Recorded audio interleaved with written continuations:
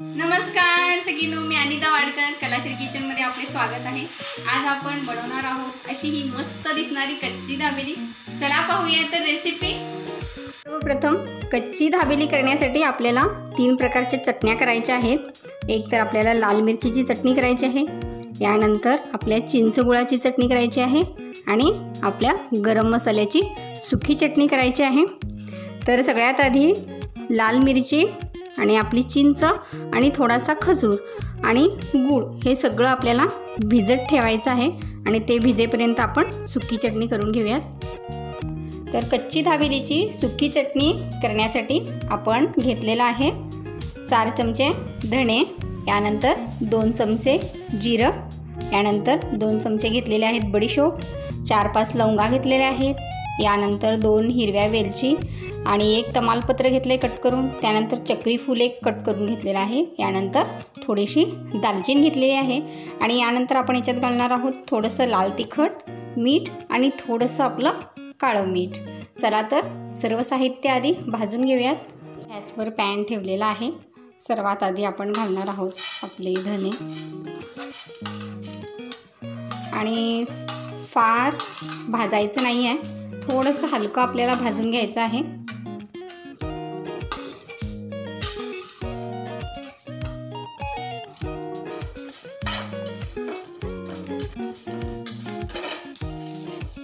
तर मसाला भाजायला फार वेळ लागत नाही,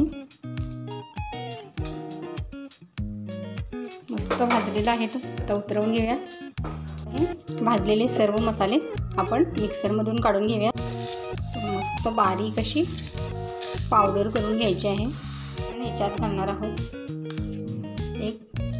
2-3 चमचे तिखट,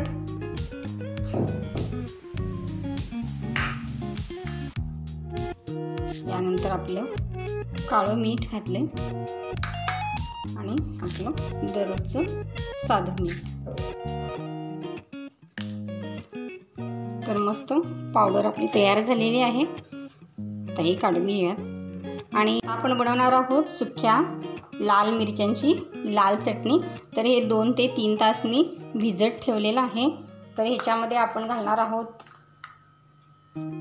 लसूण पाकळ्या 4-5, यानंतर थोडंसं मीठ 1 चमचा आणि थोडंसं आपल्याला घालायचं आहे काळं मीठ आणि थोडंसं आपल्याला ह्याच्यात आमचूर पावडर किंवा चाट मसाला टाकूया। ही आमचूर पावडर घालते कारण ऑलरेडी काळं मीठ त्याच्यात आपण घातलेलं आहे आणि हे सगळं आपण मिक्सरमधून बारीक करून घेणार आहोत। तयार झालेली आहे आपली मिरचीची चटणी। पाहू शकता किती छान मस्त असा कलर आलेला आहे आणि मस्त जाडसर अशी आपली झालेली आहे ती। तर लगेच वापरणार असाल तर अशी वापरू शकता किंवा जर तुम्हाला स्टोअर करून ठेवायचं असेल तर थोड्याशा तेलामध्ये आपण ते गरम करूनही ठेवू शकते। रगडा पॅटीस किंवा पिझ्झा किंवा चाट किंवा भेळ ह्याच्यामध्ये वापरू शकते। चिंच गुळाच्या चटणीसाठी इथं घेतलेला आहे खजूर, गूळ आणि चिंच। तर हे 3ही मी 2 तास आधी भिजवून ठेवलेलं आहे। तर चिंच थोडी आपली साठवणीतली आहे, त्यामुळे थोडासा काळपट रंग आला आणि मी ती धुवून कचरा वगैरे सगळं काढून चिंचोके काढून छान वाळवून ठेवलेली होती। आता त्याच्यात आपण काही कचरा वगैरे असं नाही आहे, तर हे डायरेक्ट आपण सगळं मिक्सरमधून बारीक करून घेऊयात। घालणार आहोत चिंच आणि खजूर, हे सुद्धा छान भिजलेले आहेत। आपण ह्याच्यात घालणार आहोत 1 चमचा लाल तिखट,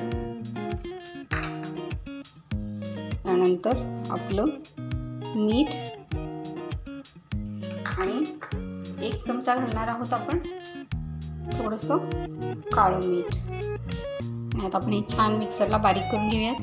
चिंचेची चाट चटणी तयार झालेली आहे। आता 1-2 मिनटं आपण ही पॅनमध्ये गरम करून घेणार आहोत। ही चटणी आता आपण पॅनमध्ये 1-2 ते 3 मिनटासाठी गरम करून घेऊयात। तर आता ही चिंचेची चटणी मस्त अशी तयार झालेली आहे।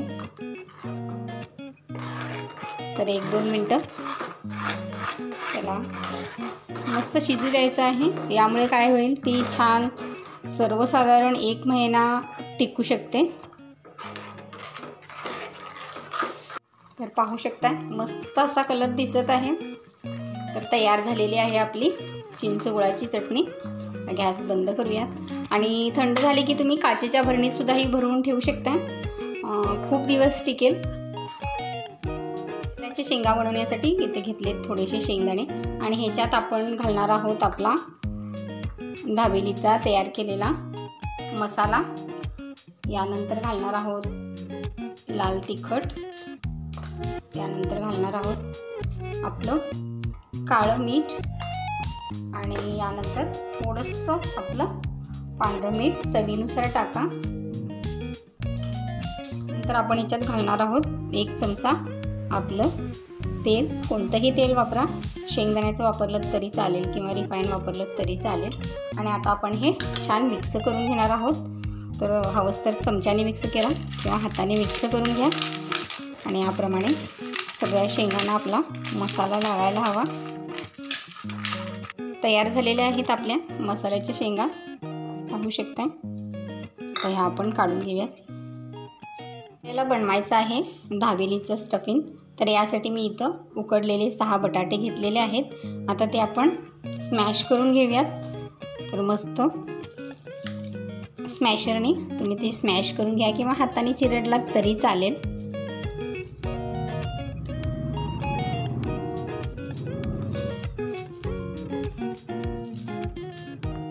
छान स्मॅश करून झालेला आहे। ते आपण कढई ठेवलेली आहे। यात आपण घालणार आहोत थोडंसं तेल। तेल थंड असते वेळीच आपण घालणार आहोत ह्याच्यात अर्धा चमचा हळद, यानंतर तिखट,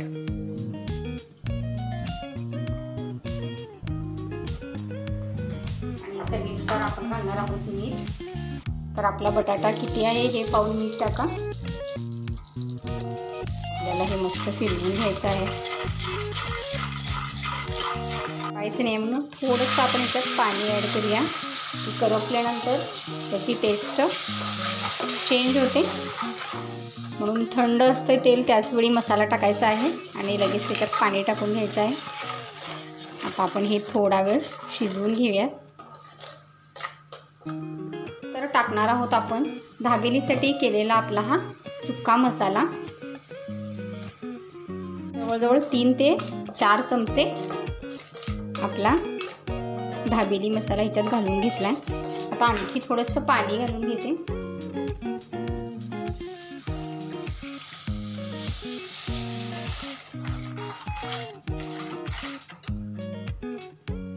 आपण ह्याच्यात घालणार आहोत आपला स्मॅश केलेला बटाटा। तर भाजी आपल्याला जास्त पातळ करायची नाही आहे। तर आपला शिरा किंवा उपीट ज्याप्रमाणे असतं तर जाडसर आपल्याला ते ठेवायचं आहे। बटाटा टाकल्यानंतर ते छान परतवून घ्यायचं आहे 2 मिनटं। छान मिक्स करून घ्या, एकजीव व्हायला हवं मसाला आणि बटाटा। पाहू शकताय तुम्ही किती घट्ट तो आपला दिसत आहे आणि फार घट्ट होत असेल तर आणखी थोडंसं पाणी तुम्ही त्याच्यात ॲड करू शकताय। पुन्हा स्मॅशरने एकदा आपण ते व्यवस्थित स्मॅश करून घेऊया। तर तुम्ही आपल्या स्ट्रीट कॉर्नरवरती पाहिलंच असेल की ह्या प्रकारेच भाजी जाडसर करून ठेवली जाते आणि मग पावभाजीसाठी, कच्ची दाबेलीसाठी किंवा आपल्या भेळसाठी सुद्धा ही वापरली जाते। शेवपुरीमध्ये पण वापरली जाते, पाणीपुरीमध्ये पण थोडी घातली जाते। तर ह्या प्रकारेच ते भाजी तयार करून ठेवतात।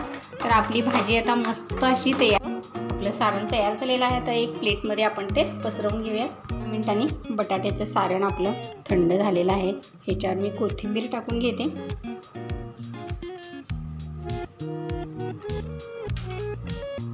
आणि यानंतर टाकणार आहोत आपण डाळिंबाचे दाणे। वा किती छान दिसतंय ना डाळिंब टाकल्यानंतर, मस्त अशी आपली डिश दिसत आहे। यानंतर आपण टाकूया थोडेसे आपले मसाला शेंगदाणे। नंतर पुन्हा आपण ते दाबेलीमध्ये घालणारच आहोत, पण सारणावरती थोडेसे घालून घेऊयात। आणि आता हे थोडंसं आपण असं हाताने दाबून घेऊयात. तर मस्त असं दाबेलीचं सारण आपलं तयार झालेलं आहे. आपलं दाबेलीचं सर्व साहित्य तयार झाले. इथे आपले पाव तयार आहेत. तर दाबेलीसाठी सर्वसाधारण आपल्याला गोलच पाव घ्यायचे असतात, पण मला आज ते मिळालेले नाही, त्यामुळे मी पावभाजीचेच घेतलेत. तर भाजी पण आपली छान सजून तयार झालेली आहे. यानंतर आपले शेंगदाणे, त्यानंतर आपली ही चिंचेची चटणी आणि आपली लाल चटणी लसणाची, आणि इथं आहे आपली बारीक शेव आणि आपले डाळिंबाचे दाणे. चला तर दाबेली भरून घेऊयात. पाव आपल्याला कट्ट करून घ्यायचा आहे आणि तो पूर्ण कट्ट करायचा नाही आहे, असा अर्धवट. यानंतर आपण इथे आपली चटपटीत अशी चिंचेची चटणी लावून घेणार आहोत. यानंतर ह्याच्यावर घालणार आहोत आपली लाल चटणी.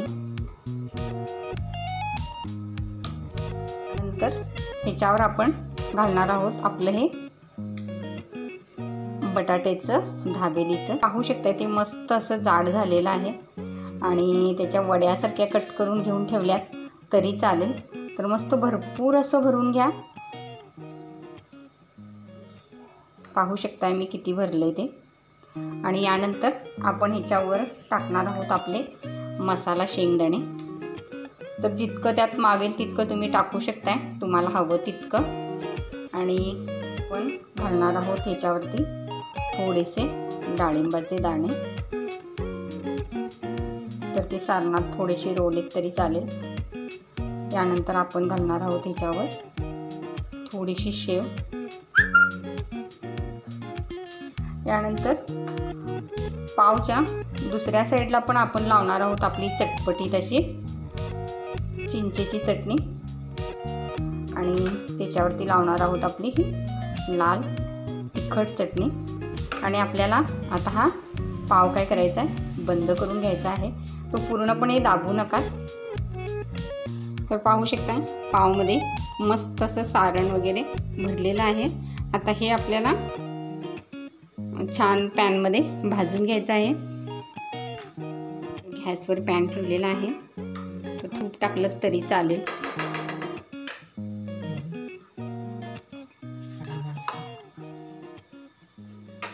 आणि आपण हे मस्त असं चारी साईडनी भाजून घ्यायचं आहे.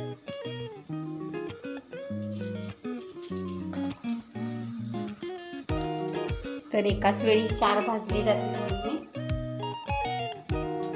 आपलं मोठंच पॅन घेतलंय.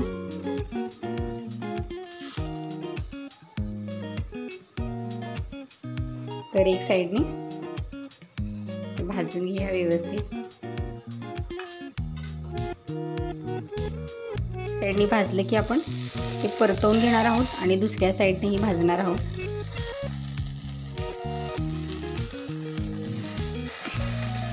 तर चारी साईडनी ते आपल्याला भाजायचं आहे.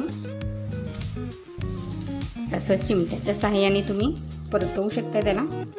तर मस्त खरपूस असे भाजलेले आहेत. तर तुम्हाला दिसते.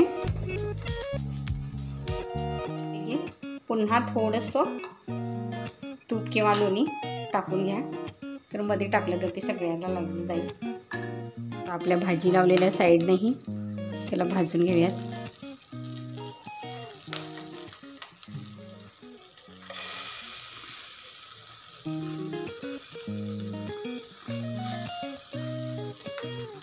गोल फिरवलं तरी चालेल, दोन्ही साईडनी भाजलं तरी.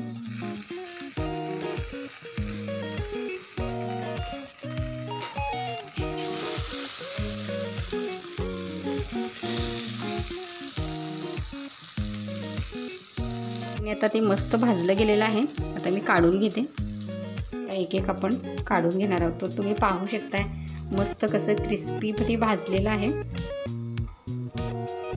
तर आता ह्याला आपण शेव लावून घेऊयात. तर भाजीच्या साईडने आता ह्याला शेव लावून घ्यायची आहे. पाहू शकताय मस्त अशी शेव लागलेली आहे भाजीच्या साईडने. हे पहा. आणि आता हे खाण्यासाठी तयार झालेलं आहे. या डिशमध्ये काढून घेते. किती मस्त अशी शेव लागलेली आहे. याप्रमाणे चारी साईडनी शेव लावून घ्या. तर सखीनो तयार झालेली आहे मस्त अशी आपली कच्ची दाबेली आणि छान दिसतही आहे. मस्त वास ही मसाल्याचा येत आहे.